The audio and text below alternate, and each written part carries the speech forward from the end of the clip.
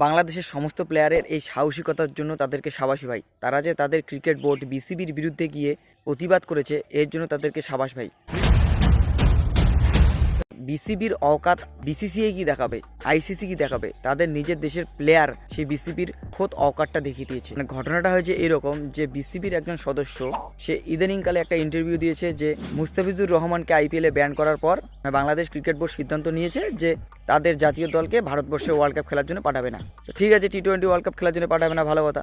এর যুক্তি হলো বাংলাদেশের দল যদি ভারতে টি-20 ওয়ার্ল্ড কাপ খেলতে না যায়, এতে যে লসটা হবে সেটা বাংলাদেশের ক্রিকেট বোর্ডের কিছু লস হবে না, যা লস হবে বাংলাদেশের সমস্ত প্লেয়ারের লস হবে। এটা তো গাঁজা খাওয়া যুক্তি ভাই। মানে গাঁজা খেয়ে আসে, এক সিলুম গাঁজা মেরে আসে, বাস চলো সাংবাদিকের সামনে গিয়ে আমি ইন্টারভিউ দেবো। এর প্রতিবাদে কি করেছে, বাংলাদেশের যে ভিখারি লিগ চলছে বিপিএল, সেই বিপিএলকে বাংলাদেশের প্লেয়াররা বয়কট করে দিচ্ছে। এই টিকিটের টাকা কি আমার বিসিবির বাপে দিবে? ঠিক বুঝলাম না ভাই, এটা কি রকমের গাঁজাখুরি যুক্তি ভাই, যে বাংলাদেশের প্লেয়াররা আইসিসি ইভেন্টে গিয়ে ভালো পারফরমেন্স করতে পারে না, সুতরাং তাদের ওয়ার্ল্ড কাপ খেলার দরকার নেই। তারা যদি খেলতে যায়ও নিজের টাকা দিয়ে খেলবে, তাদেরকে বোর্ড কোনো পারিশ্রমিক দিতে হবে না। বাংলাদেশের প্লেয়াররা তাদের নিজের স্বার্থের জন্য কোনোদিনও তারা ক্রিকেট খেলতে যায় না বা ওয়ার্ল্ড কাপ খেলতে যায় না, তারা তাদের দেশকে রিপ্রেজেন্ট করে।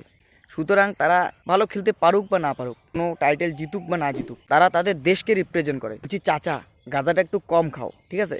ইদানিংকালে গাঁজাটা একটু কম খাও। এসব তো মেনে নিতে পারছি না, মেনে নেওয়ার মতো না, এসব নেওয়া যাচ্ছে না। একটু গাঁজা কম খাও।